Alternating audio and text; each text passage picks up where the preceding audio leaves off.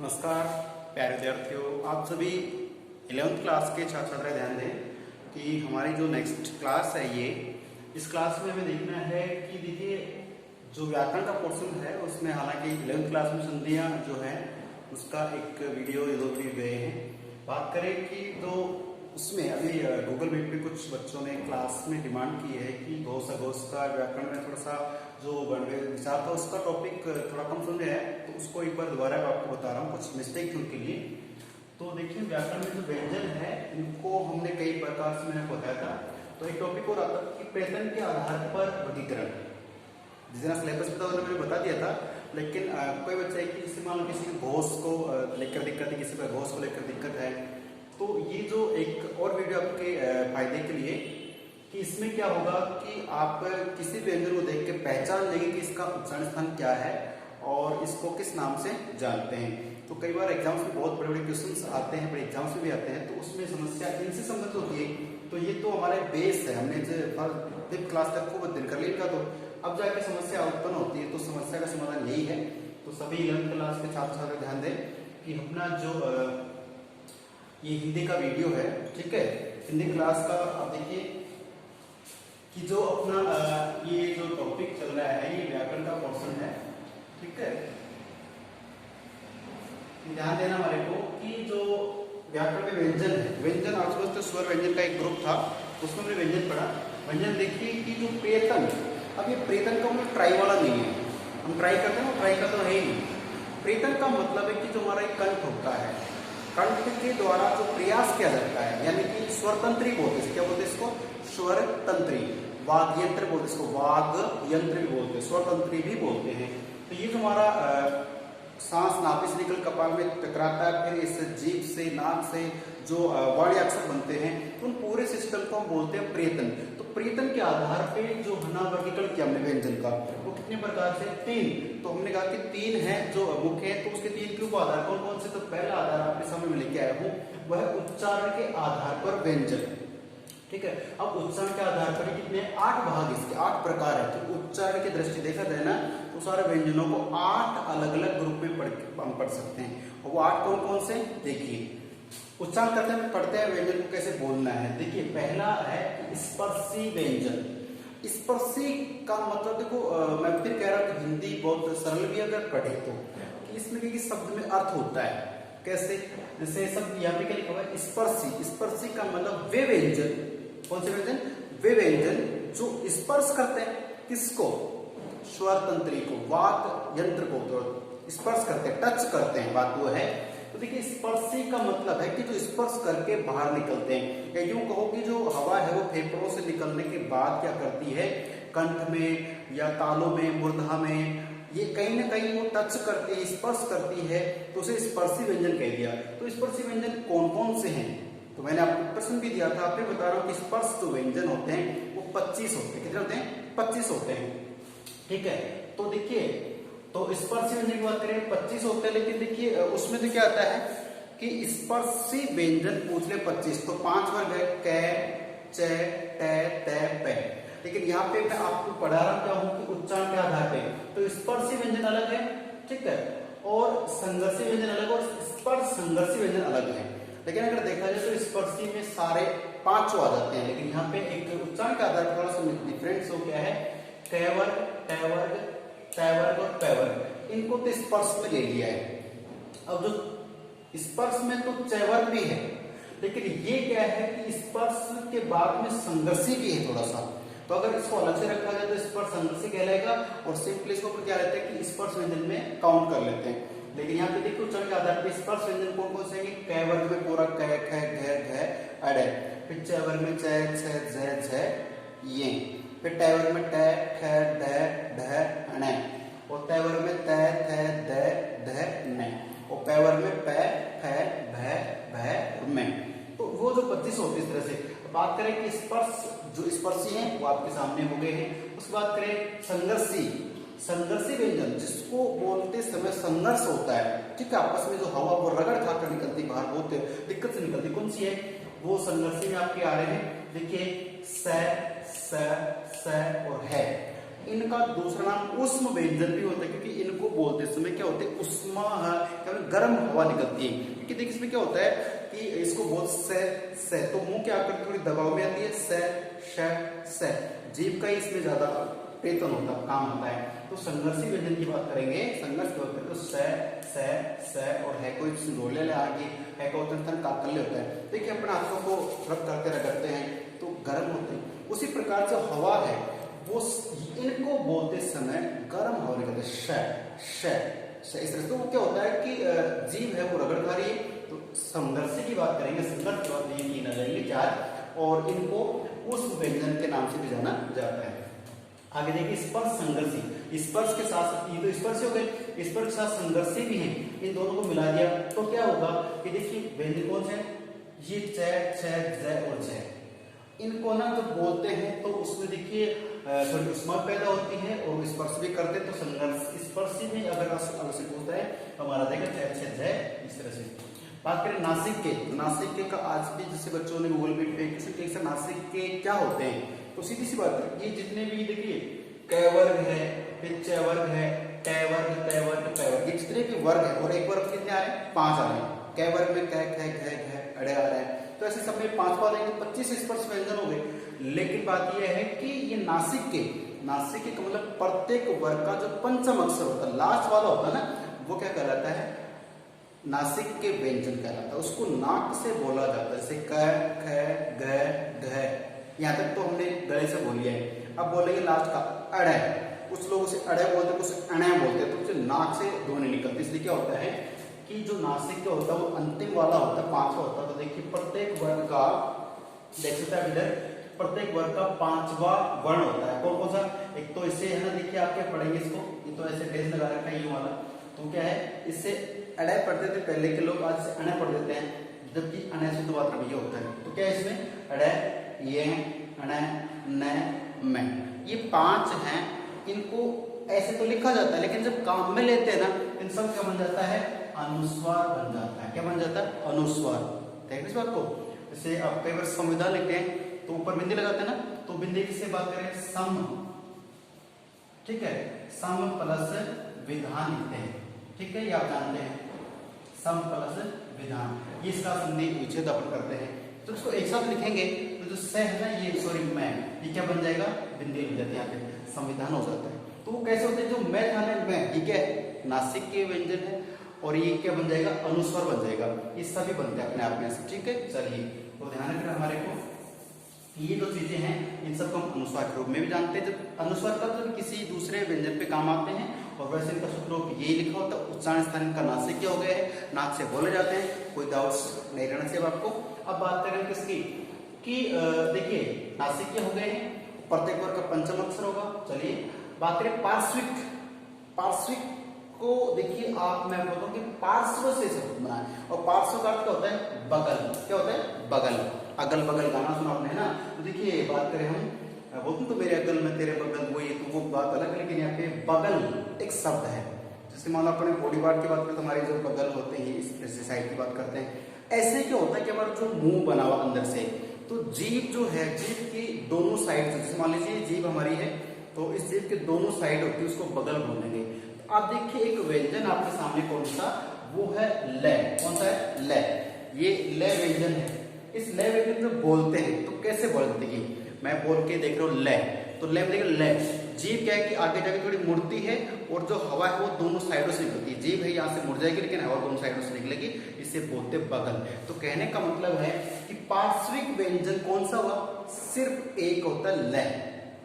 ल बोलते हैं ना, देखिए ल क्या होगा, पार्श्विक। क्यों होगा, जिसको बोलते हैं तो थोड़ी सी आगे से ल मुड़ के तालु तक जाती है, ल, ठीक है ना, तालु को टकराई, क्योंकि इसका आप जानते हो कि लृतु स्थान मूर्धन्य, ये इसको उच्चारण करो तो मूर्धन्य की मसूड़ों से ऊपर जो होता है उससे, यानी दांतों से थोड़ा ऊपर और तालु से थोड़ा आगे, वहां टकराती है, जैसे मुड़ती है ल, ल मुड़ेगी तो दोनों साइड से हवा निकलती है, इसलिए होता है पार्श्विक होता है। समझ चुके आप ल, ठीक है। उसको होता है प्रकंपित। प्रकंपित का मतलब देखिए, आप जिनके रसोई घर से कोई थाली या बर्तन जब गिरता है, फर्श पे गिरता है, तो काफी देर आवाज आती है, क्या होता है, कंपन होता है। तो प्रकंपित वही बात आती है कि मान लीजिए आपका घर है, वो उसके हाईवे के पास या रेलवे ट्रैक के पास आसपास होता है, तो कई बार बाहरी वाहन गुजरते हैं तो घर में कंपन होती है, सीधी सी बात है। उसी प्रकार से क्या होता है कि हम किसी व्यंजन को बोलते हैं तो हमारे जिह्वा में, मुंह में बहुत अधिक कंपन होता है, वो क्या है तो प्रकंपित कहें, और इसको दूसरा नाम हम लुंठित भी कह सकते हैं, लुंठित, ठीक है, प्रकंपनी बात होती है। तो देखिए इसको, ये क्या आएगा, केवल एक है रे। रे को जब बोलते हैं थोड़ा सा रगड़ से आते हैं, जीव ना लड़ती होते हैं, रे अपन बोलते हैं रे, तो ये क्या है, रे क्या हो गया, प्रकंपित होगा। आपको रटना नहीं, प्रैक्टिकल यानी से बोल बोल के देखिए अपने आप आ जाएगा कि जब रे को बोलते हैं तो रे, हालांकि रे सीधा बोल सकते हैं लेकिन थोड़ी सी बना से चलती हुई जाती है, कंपन करती हुई जाती है, पूरे मुंह कंपन से होता है, तो रे क्या हो गया है, प्रकंपित भी से कहते हैं, उसे लुंठित भी कहते हैं।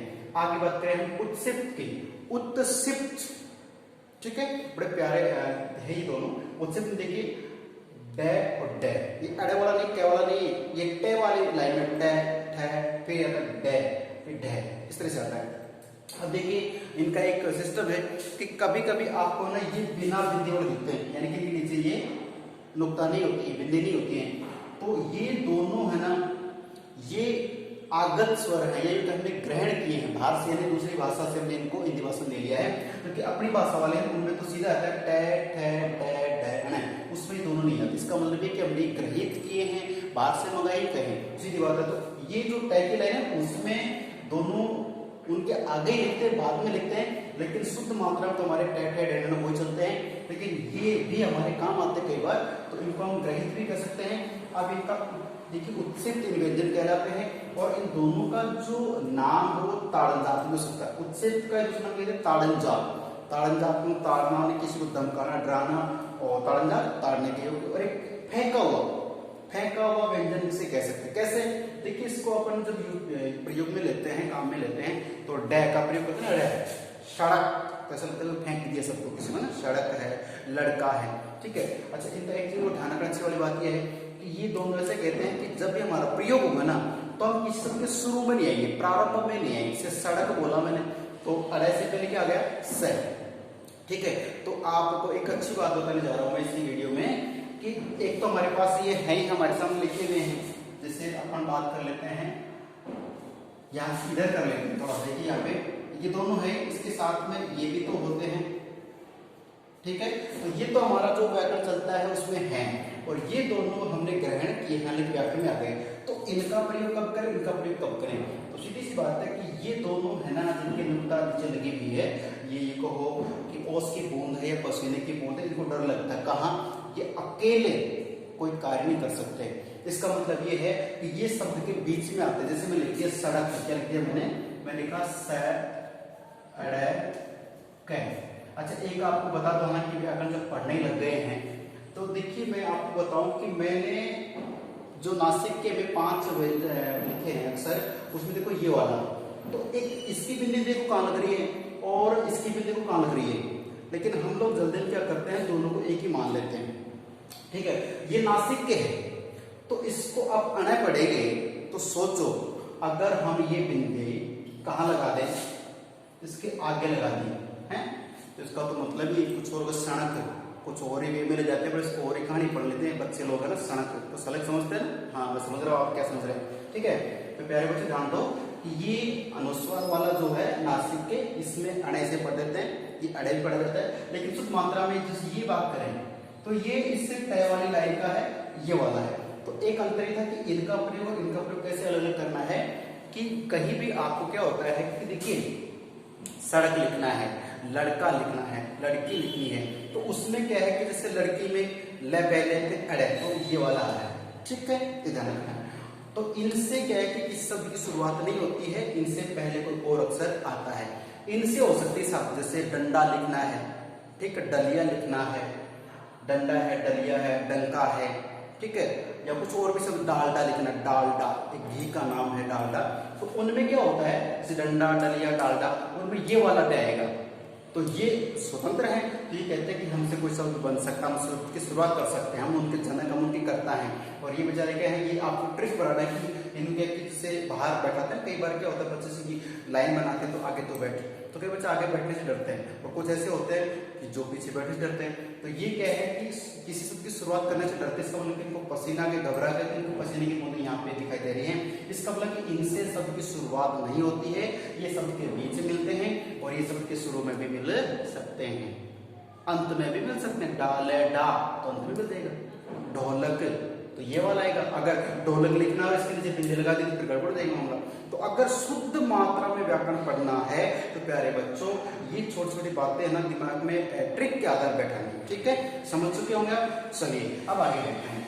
तो ये क्या कहलाएंगे, उत्सिप्त है। ये उत्सिप्त का मतलब ये क्या है कि फेंके हुए हैं या ताड़न जाते को बोलते थोड़ा सा आवाज लग जाता है। और लास्ट पार्ट है कि उच्चारण के आधार पर जो 8 भाग पढ़ रहे हैं व्यंजन के, वो कौन सा संघर्षहीन। संघर्षहीन का मतलब ये है कि जिनको देखो सब में है ना संघर्ष करना पड़ता है, जीव को प्रयास करना पड़ता है, लेकिन यहाँ पे क्या है कि बिना संघर्ष के कार्य हो रहा है। कैसे, वो देखिए 2 व्यंजन है जिनको बिना संघर्ष के बिना काम के बोल सकते हैं। कौन सा है, एक तो बड़ा हो जाता है ये और एक होता है वह। आप बोल के देख सकते हैं ये वह, ये वह। इसमें जीव घूमती जरूर है, लेकिन जो बात करते हैं कि जो सांस है, ठीक है, उसमें ज्यादा आपको ऊपर नीचे होने की, कम ज्यादा करने की आवश्यकता नहीं होती है। ये वह, इसको आराम से बोल सकते हैं। बाकी जैसे ड बोलना है, ख बोलना है, च बोलना है, इनमें कहीं ना कहीं जीव को दिक्कत होती है, परेशानी होती है, संघर्ष होता है। लेकिन एक तो ये और एक वह, इनको बोलते समय जीव बिल्कुल संघर्षहीन रहती, आराम से बोल सकती है। ये संघर्षहीन में अगर को पूछते हैं तो ये दोनों आ सकते हैं। प्लीज आपको एक चीज बता दूं कि आप अगर ये मान रहे हैं कि सर हम 11th क्लास में आ गए हैं और ये क्या चीज पढ़ा रहे हो, तो ये आप प्लीज 2 मिनट के लिए सोचिए कि यही चीजें इंडिया प्लस राजस्थान की बड़ी से बड़ी एग्जाम्स में आती हैं। तो वहां पे ये नहीं पूछते कि आप कौन सी क्लास पास हैं। तो जैसे ग्रेजुएशन की उपयोगिता मांग ली है, अब ग्रेजुएशन में कहीं पढ़ाते नहीं है, लेकिन ये 11th-12th तक का मैटर है जो मैं चाहता हूँ कि आपको हिंदी में व्याकरण कमी ना रहे। तो आप इसको किस वे में लेते हैं, कितना समझते हैं, वो तुम्हारे पर डिपेंड करता है। मेरा मतलब कि समझाने का समझ नहीं, 10 बार पूछ मैं समझा सकता हूँ। तो संघर्ष विहीन में ये आ चुका है, बाकी मैं बता चुका हूँ। अब इस देखिए जो बात करते हैं प्रेतन के आधार पर 3 भाग है, तो पहला भाग तो ये हो गया। दूसरा भाग कौन सा है कि कंपन के आधार पर कंपन होता है, इसको बोलते हैं कंपन होता है। कंपन क्या होता है, कंपन के आधार पर 2 भाग होते हैं, ठीक है। तो ये देखिए, अच्छा कंपन किसमें होगा, स्वर तंत्री, जो पूरा गला इसको बोलेंगे स्वर तंत्री, वाद्य यंत्र बोल सकते हैं। तो इस स्वर तंत्री के कंपन हो तो उसमें 2 प्रकार के निकल जाते हैं, तो घोष और एक कौन सा है, अघोष है। अब देखिए जो घोष है ना, इसको और अघोष को समझना है। अगर कहीं एग्जाम में या किसी टीचर ने क्या कर दिया, इसको आप घोष पढ़ के चले गए और उसने पूछ लिया कि स घोष कौन से व्यंजन होते, स घोष। अब हम कंफ्यूज किया, हमने तो घोष पढ़ा है, घोष कहो या सघोष कहो, बात एक ही है। घोष और सघोष एक ही बात है। तो घोष का मतलब कंपन होना, आवाज आना, ठीक है। तो घोष और सघोष आवाज के साथ में, घोष आवाज, अघोष जिसमें आवाज नहीं आ रही, इसमें कंपन नहीं हो रहा है। तो प्यारे बच्चों आपको समझना यह है कि घोष का मतलब कंपन होने से है, आवाज होने से है। और इसको दूसरे नाम इसको सघोष से पढ़ सकते हैं। कौन से व्यंजन सघोष है, तो जो घोष है वही सघोष है। तो घोष कहो या सघोष कहो, बात एक है। और अघोष इसका विपरीत हो जाएगा, समझ रहे हैं। अब बात यह है कि ये कंपन के आधार पे जब व्यंजन 2 भागों में बांटती हैं, एक घोष कहो या सघोष या एक अघोष कहें, तो सीधी सी बात है। आपने घोष को भी आप पढ़ रहे, देखिए क्या है ये घोष का मतलब है कि प्रत्येक, घोष का मैं मतलब बता दूं यहाँ पे कि जब हम व्यंजनों को बोलते हैं तो हमारे स्वर तंत्र में क्या होता है कि कंपन होता है। तो कौन कौन से व्यंजन को बोलते हैं तो कंपन होता है और कौन से को बोलते हैं तो नहीं होता, ये अंतर इसका है। देखिए पहले क्या है घोष, घोष में क्या होता है, कौन कौन से व्यंजन आएंगे, प्रत्येक वर्ग का तीसरा, चौथा, पांचवा। प्रत्येक वर्ग की बात कर लूं मैं, तो जैसे मान लीजिए मैंने जैसे क की बात करें तो क में कौन कौन से थे, क वर्ग में क, ख, ग, घ, ड़ आ रहा है, ठीक है। तो अगर मैं आपको थोड़ा सा यहाँ पे समझा देता हूँ, एक बार क्या करूँ, जैसे कि क वर्ग है, क, ख, ग और घ, और इसको भी ले लेते हैं, ठीक है। यहाँ अब देखिए कि ये एक वर्ग है, तो ये लाइन क्या है कि प्रत्येक वर्ग का तीसरा, चौथा, पांचवा। तो तीसरा कौन सा है, देखो ये पहला है, ये दूसरा है, ये तीसरा है, ये चौथा और ये पांचवा है, ठीक है। आप आराम से समझिए इसको कि प्रत्येक वर्ग से क वर्ग, फिर च वर्ग, ट, त, प, 5 वर्ग होते हैं, क, च, ट, त, प। अब बात करें कि प्रत्येक वर्ग का कौन सा, एक तो तीसरा, एक चौथा और एक पांचवा। तीसरा, चौथा, पांचवा, ये क्या कहलाते हैं, घोष। क्यों कहलाते हैं, सुनो, इसको पढ़ते हैं क, ख, बस इसको पढ़ेंगे ग, अड़। जब इन तीसरे, चौथे, पांचों को पढ़ रहे हैं उसमें आप अपने गले की स्थिति देखो, और जब पहले दूसरे को पढ़ रहे उसमें भी गले की स्थिति देखो, हाथ लगा देख सकते हो, जैसे क, ख नॉर्मल, लेकिन ग, अड़। तो इसमें क्या होता है कि इन तीनों में यहाँ गले में कंपन होता है। यही वजह है कि ये तीसरा, चौथा, पांचवा तो कहलाएगा घोष, क्योंकि गले में कंपन हो रहा है, स्वर तंत्री कंपन कर रही है। और जो क, ख है इसको आप कंठ से सीधे हो जाए, आराम से हो सकते हैं। ग बोलते अंदर आवाज आती है, आप इसे मजाक में मान के प्रैक्टिकली पढ़िए, ठीक है। तो ध्यान रखना है, क पहला दूसरा है, इसका मतलब ये हो गया हम पढ़ किसको रहे हैं, घोष को पढ़ रहे हैं। घोष कौन से रहेंगे, तो कोई भी वर्ग है उसका तीसरा, चौथा, पांचवा। अब मान लो मैं आपसे पूछ रही बेटा आपको च वाला बनाना, तो ये लिखोगे च, छ, ज, ये लिखते हो ना, उसमें पहला दूसरा छोड़ दो और कौन सा ले लेंगे, तीसरा, चौथा, पांचवा। तो ये मैं एज एग्जांपल आपको होमवर्क दे रहा हूँ कि क वर्ग का तो मैंने समझा दिया, बाकी जो चार वर्ग बच गए ना, च वर्ग, ट वर्ग, त वर्ग और प वर्ग, उनका ऐसे बना के देखना कि कौन कौन से घोष कहलाते हैं। ट्रिक ये है कि तीसरा, चौथा, पांचवा जो व्यंजन है वो घोष व्यंजन कहलाएगा, ठीक है। अच्छा ये नहीं सब ये कहलाएंगे, कुछ और भी है, कौन से, ये, र, ल, व, इनको अपन जानते हैं। ये कौन कौन से व्यंजन कहलाते हैं, जैसे अंतस्थ व्यंजन कहलाते हैं, क्या कहलाते हैं, अंतस्थ। तो ये चार जो है ना, ये अंतस्थ व्यंजन भी क्या कहलाते हैं, घोष होते हैं। और ये जो है होता है, जिसको उच्चारण स्थान काकल्य होता है, इसको भी किसने लिया, ये भी घोष है। अच्छा इसके अलावा और भी है सभी स्वर, तो स्वर जैसे आपने ए, आ, ई पढ़ी, वो सभी स्वर भी किसमें आ गए, ये सारे क्या कहलाएंगे, घोष। प्रश्न आ जाए कि घोष व्यंजन की संख्या कितनी, हालांकि आया भी है, मैंने पेपर में दिया भी था कि घोष व्यंजन कितने हैं। तो अब आप काउंट कर सकते हो कि जैसे बात करें कि जो प्रत्येक वर्ग है, जैसे क वर्ग, च वर्ग, ट वर्ग, त वर्ग, प वर्ग, उसके ये तीसरा, चौथा, पांचवा इनको जोड़ लो। उसके बाद में ये लेवल को जोड़ लीजिए, है को जोड़ लीजिए, और जितने भी स्वर हैं हमारे उनको जोड़ लीजिए। सारों की संख्या काउंट करेंगे तो संख्या कितनी हो जाएगी, इनकी कुल संख्या हो जाएगी 31। क्या हो जाएगी, 31। सीधी सीधी बात आ गई है कि सघोष कहो या घोष कहो, सघोष व्यंजनों की संख्या कितनी हो गई है, 31, यानी 31 क्या होते हैं, घोष होते हैं। 31 ऐसे व्यंजन है जिनको बोलेंगे तो हमारे स्वतंत्र में कंपन होगा, ठीक है। इस बात को ध्यान रखना है।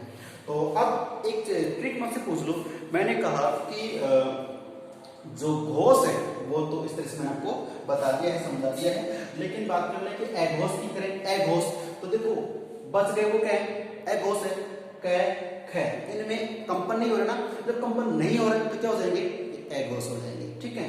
तो ध्यान रखना है कि अघोष वाले व्यंजन हो जाएंगे हमारे। चलिए तो अब देखिए ये वीडियो थोड़ा सा ज्यादा लंबा हो रहा है, इसलिए अपन क्या करते हैं कि इस वीडियो को तो यहीं तक घोष तक पढ़ते हैं। अघोष का मैंने डिस्कस कर दिया, लेकिन आपको जैसे एक तो अघोष, अल्पप्राण और महाप्राण, ये 3 पॉइंट और बचे हैं जो अगले पॉइंट पे आ जाएंगे। क्योंकि जैसे देखिए ये जो कंपन के आधार पर दो, घोष, अघोष, फिर एक दूसरा बच जाएगा हमारा, है ना, जैसे प्राण के आधार पर, श्वास वायु के आधार पर, उसमें एक है अल्पप्राण, एक है महाप्राण, 2 और पॉइंट बचते हैं। तो मिलेंगे हम अगले वीडियो में, ठीक है। तब तक के लिए आप इसे पढ़े, याद करें, कोई समस्या हो तो पूछ सकते हैं। नमस्कार, धन्यवाद।